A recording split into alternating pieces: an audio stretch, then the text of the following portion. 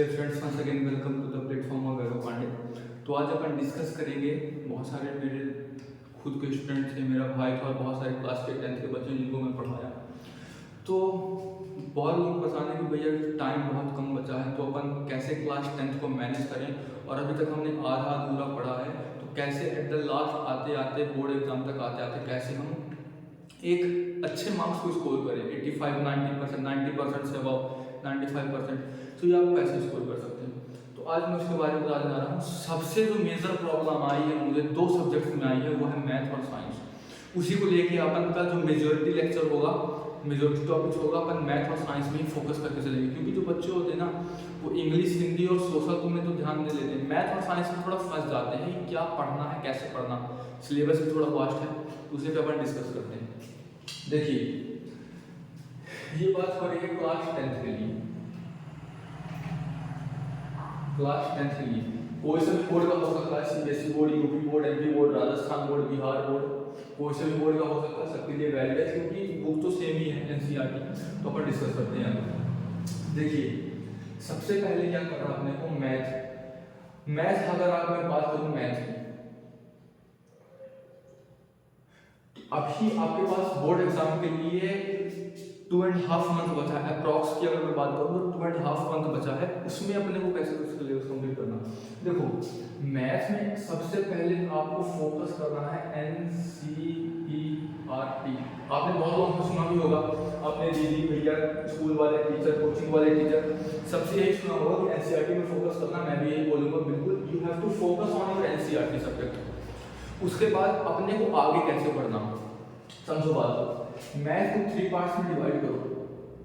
Math को कितने part में डिवाइड करना है? 3 पार्ट्स में। पहला पार्ट होगा जो तुम्हारा वो इजी होगा, ऐसे चैप्टर्स जो इजी हैं। जो सेकंड पार्ट होगा वो होगा मॉडरेट। कैसा होगा वो? मॉडरेट।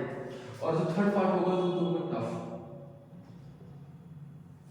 ठीक, अगर मैं बात करूं इजी चैप्टर्स की, तो आप ले सकते हो रियल नंबर्स, बहुत इजी चैप्टर है।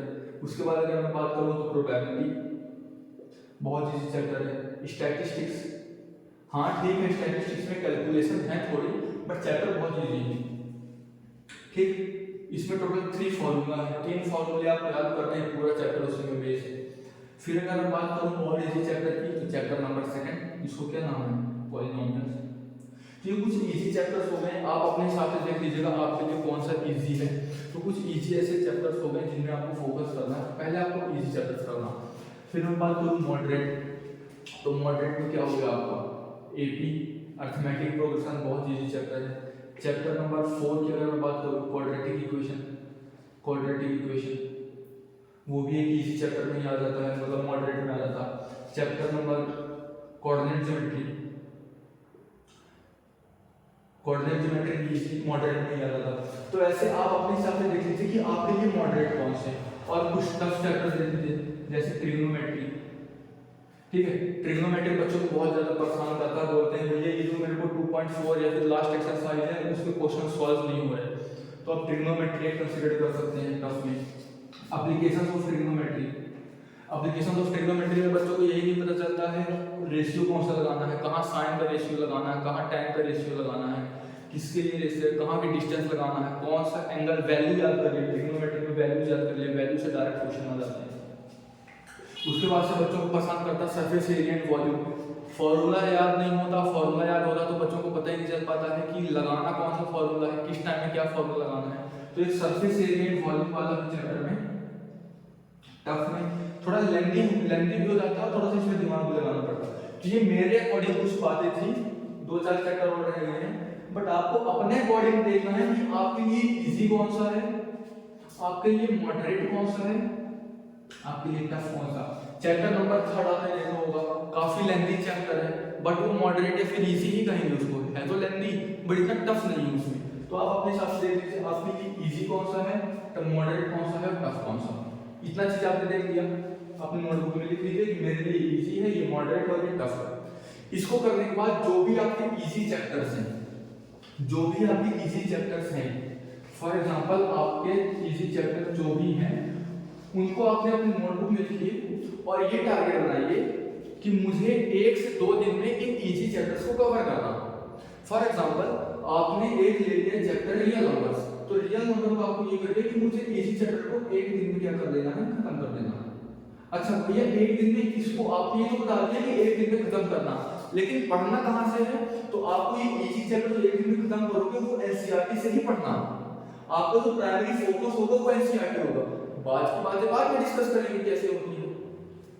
ठीक, तो अगर आपके 4-5 चैप्टर हैं तो आप 5 से 6 दिन में आप इसी चैप्टर कर लीजिए। मॉडरेट जो होगा उसको आप 2 से 3 दिन ले लीजिए, 2 से 3 दिन में एक चैप्टर इजीली खत्म हो जाएगा। अब तो डिलीटेड टॉपिक्स भी आ गए हैं, तो जो डिलीटेड टॉपिक है उनको आपको एट द लास्ट मोमेंट नहीं पढ़ना, तो 2 से 3 दिन में आपका मॉडरेट खत्म हो गया। और अगर जो टफ है तो ये 5 से 6 दिन में आपका मॉडरेट कवर हो जाएगा। अगर मैं बात करूं कि सारे को मिला के अपना एक बार पूरा जो कोर्स है कितने खत्म होगा, तो अगर आपने पहले पढ़ रखा, अगर आपने पहले थोड़ा बहुत पढ़ रखा है, तो अगर आप रिवीजन करने जाओगे ना इन सारी चीजों का, तो आपका अप्रॉक्स इतने 1.5 मंथ में आपको जो है 1.5 मंथ में आप इन तीनों में ग्रिप बना पाओगे। ठीक, ये तो हो गया। पर प्रॉब्लम ये आ जाती है कि भैया हमसे क्वेश्चन बन ही नहीं रहे, अब हम क्या करें? अगर आपसे क्वेश्चन नहीं बन रहे तो आप जिस भी इंस्टीट्यूट, जिस भी ऑफलाइन कोचिंग जो भी दीदी भैया से आपने पढ़ा है, तो उनके नोट्स उठाइए और देखिए कि भैया ने उन स्टेप को कैसे सॉल्व किया, हमारे सर ने उन स्टेप को कैसे सॉल्व किया। जब आप देखोगे ना तो आपको पता चलेगा कि हाँ ये क्वेश्चन ऐसा। ठीक, अच्छा सबसे पहले क्या करना है? सबसे पहले आपको इजी टॉपिक्स को उठाना, सबसे पहले आपको किसको उठाना है? इजी टॉपिक्स को।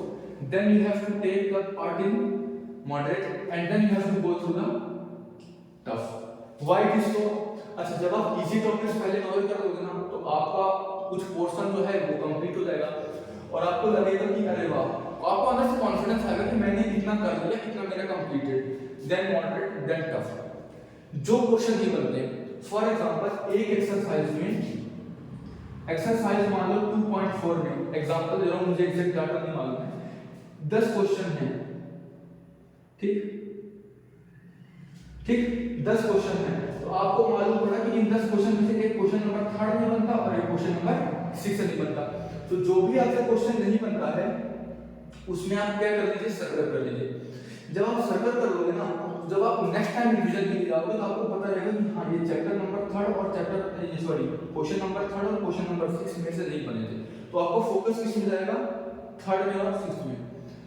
एनसीईआरटी का केवल एग्जांपल नहीं करना है, एनसीईआरटी के एग्जांपल के साथ साथ आप लोगों को एक्सरसाइज के साथ साथ एग्जांपल भी करने हैं। यानी कि बस एक्सरसाइज किया काम खत्म, 4th 5th 6th में तो हो नहीं, 10th क्लास में हो, तो you have to do example as well as exercise. यहाँ तक बात क्लियर हो गई। इसी स्टेप में आपको क्या करना है? एक्सरसाइज। पहले इजी में जाओ, इजी एक्सरसाइज करो, इजी चैप्टर्स करो, जो एक्सरसाइज में कर रहे हो, जो क्वेश्चन नहीं बनता उन्हें सर्कल्स करो, then you move to the forward. उन क्वेश्चन को देखो, अगली बार जब दोबारा से रिवीजन करने आओगे तो उन सर्कल वाले क्वेश्चंस में फोकस करो। उसके बाद मैं बात करूंगा मॉडरेट की। मॉडरेट में जाओ तो क्या होगा ना, जब इसको कर लोगे ना तो तुमको एक अंदर से कॉन्फिडेंस आएगा, अरे वाह मेरे से आधे से ज्यादा चीजें तो बनती है। अब एक बहुत बड़ा मिथ बताऊंगा और एक बहुत बड़ा तुमको चीजें बताऊंगा जो तुम शॉक हो जाओगे। एक बात बताओ, क्या ये जो टफ चैप्टर हैं, क्या इनमें सच में सारी चीजें टफ होती हैं? मैं बोलूंगा बिल्कुल नहीं। अगर इनमें सारी चीजें टफ नहीं होती तो फिर इसको टफ बोला क्यों जाता है? इनको टफ इसलिए बोला जाता है क्योंकि इसमें कुछ चीजें ऐसी आ जाती हैं जो बहुत टफ होती हैं और वो अपने को परेशान कर डालती हैं, और बच्चे साल भर उसी टफ चीजों में रह जाते हैं बजाय उसके कि उनको क्या देखना चाहिए कि क्या चीजें इजी हैं। समझो, जैसे ये टफ चैप्टर में बात कर रहा हूँ ट्रिग्नोमेट्री, ठीक, हमने ले लिया ट्रिग्नोमेट्री। अगर ये ट्रिग्नोमेट्री है तो क्या सच में ट्रिग्नोमेट्री की सारी चीजें टफ है? मैं बोलूँगा बिल्कुल नहीं। ट्रिग्नोमेट्री का वैल्यू याद रखिए 0 से लेकर 90 के बीच में। ट्रिग्नोमेट्री के कुछ फॉर्मूलाज रखिए, तो आपके अगर मान लो ट्रिग्नोमेट्री की आपकी स्क्रीन कितने क्वेश्चन आए 4 से 5 क्वेश्चन, फॉर एग्जांपल 4 से 5 क्वेश्चन आए, एटलीस्ट 2 तो बनेंगे, 2 छोड़ दिए, 2 तो बने, सारा तो नहीं जाएगा। तो इन इजी वालों में आपको वो टॉपिक्स देखने हैं, इन इजी वालों में आपको वो टॉपिक्स देखने, टॉपिक्स जो इजी हो। एक टफ वालों में उन टॉपिक्स में फोकस करना है जो इजी हो। बात क्लियर है? जब आप उनमें फोकस कर लोगे ना तो आपकी चीज़ें ऑटोमेटिकली आसान हो जाएगी। मॉडरेट करिए, इस तरह से आपको करना।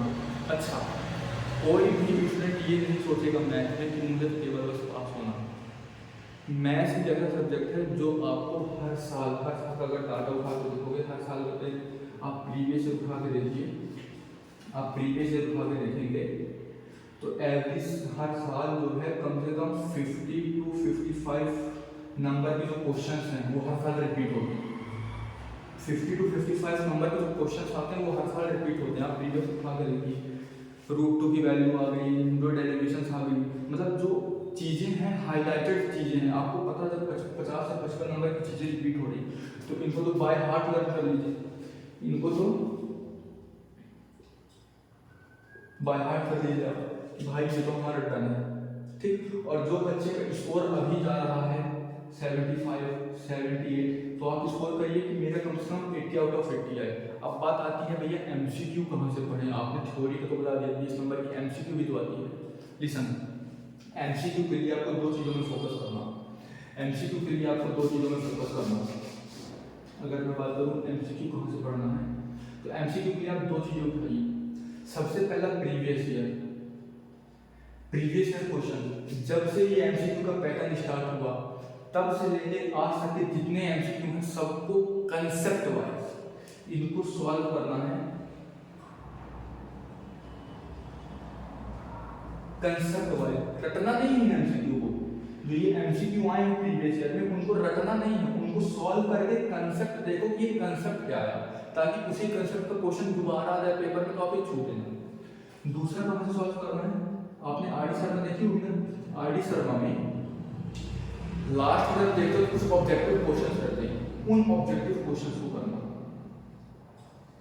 उन ऑब्जेक्टिव क्वेश्चन। तो एमसीक्यू के लिए क्या करिए, ऑब्जेक्टिव लीजिए। और मैं भाई पेड प्रमोशन नहीं कर रहा हूँ कि आपको आरडी शर्मा प्रेफर करनी है, एज माई अपना ओपिनियन बता रहा हूँ। तो आपको ऑब्जेक्टिव लेना है और यहाँ से पीवाईक्यू कंसेप्ट सॉल्व करना। ठीक है भैया, आपने बताया कि हमारा 1-1.5 महीने 2 महीने में ये पूरा सिस्टम क्या हो जाएगा, अपना कंप्लीट हो जाएगा। अब आगे क्या?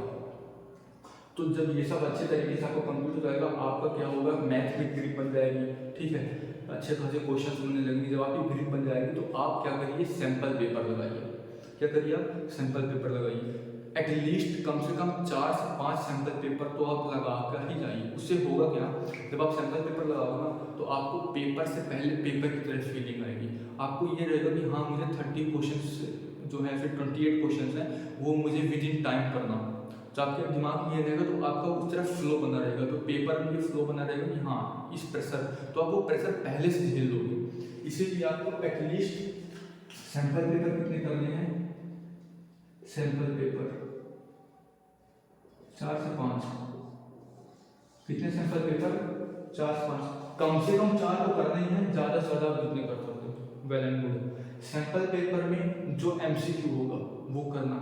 असर्शन रीजन बता दिया, प्रीवियस ईयर के कंसेप्ट उठाओ, वहाँ से तुमको असर्शन रीजन और जितने रीजनिंग क्वेश्चन वो मिलेंगे। 4 से 5 क्वेश्चन आपको कहाँ से मिलेगा, सैंपल पेपर से मिलेगा। तो ये पूरी बात हो गई मैथ के लिए। साइंस के लिए अपन नेक्स्ट वीडियो में बात करेंगे, थोड़ा वीडियो ज़्यादा लंबा हो गया, सॉरी। तो आप चीज़ देख लीजिए अपने को मैथ में कैसे चल रहा है। बहुत बेहतरीन चीज़ें बताया हूँ, बहुत अच्छी चीज़ें हैं, अगर आप फॉलो करोगे तो डेफिनेटली आपको रिजल्ट मिलेगा, ठीक। अच्छा, अगर आपको बात होगी भैया इंपॉर्टेंट टॉपिक्स बता दीजिए चैप्टर वाइज, तो कमेंट कर देना, मैं अगला वीडियो उसमें ला के दे दूँगा आप लोगों को, ठीक। सो अपन जो स्ट्रेटजी वीडियो है साइंस की वो नेक्स्ट वीडियो में लाते हैं। ये वीडियो काफ़ी लेंदी हो गई है। Till then bye bye, take care, पढ़ते रहिए।